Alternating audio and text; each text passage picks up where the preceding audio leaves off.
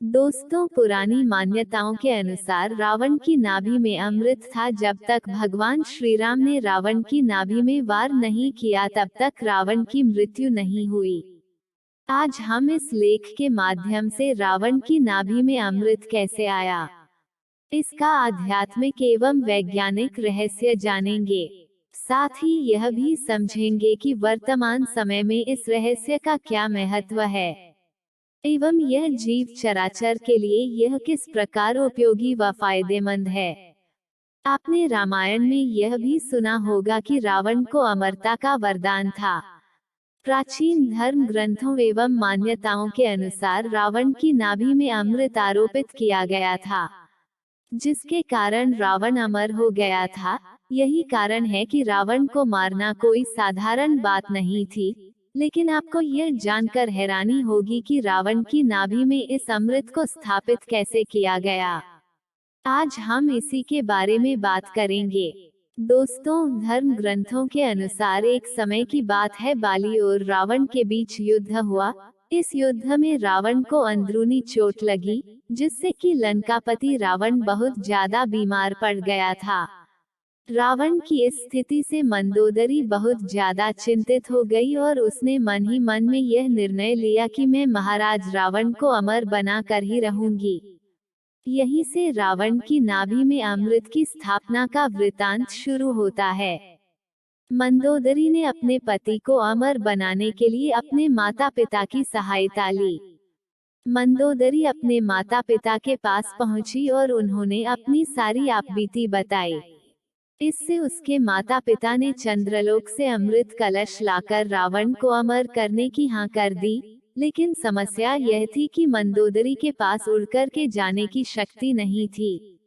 इसलिए मंदोदरी की माँ के पास यह शक्ति थी। उसके बाद में मंदोदरी की माँ ने सारी शक्तियाँ मंदोदरी को दे दी थी, क्योंकि मंदोदरी की माँ एक देवी स्त्री थी। मंदोदरी की माँ से मंदोदरी ने शक्तियाँ प्राप्त करके वह चंद्रलोक चली गई। चंद्रलोक में जा करके मंदोदरी ने चंद्रदेव के सामने अपने पति यानी कि लंकापति रावण की दीर्घायु के लिए पूजा का बहाना बनाने का ड्रामा रचा। चंद्रदेव तथा वहां के देवता इस बात को समझ नहीं पाए कि मंदोदरी की चाल क्या है।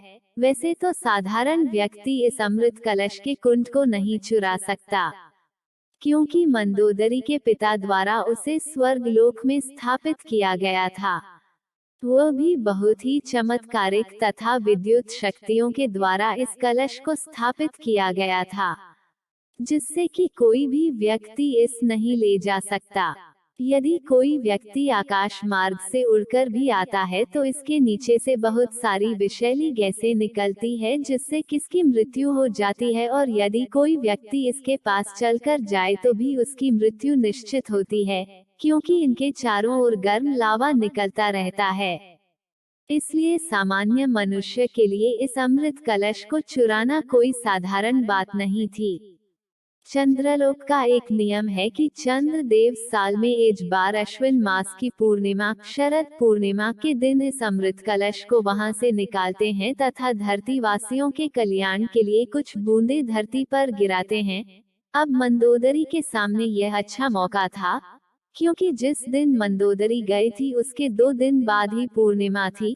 इसलिए मंदोदरी को अमृत कलश चुराने का अच्छा मौका मिल गया। जैसे ही पूर्णिमा की रात्रि को चंद्रदेव ने अमृत कलश वहां से बाहर निकाला, तभी रावण की पत्नी मंदोदरी ने मौका पाकर के अमृत कलश को चुरा कर के भागने लगी, जिसके कारण देवताओं को इसका पता चल गया और देवताओं ने मंदोदरी का पीछा किया।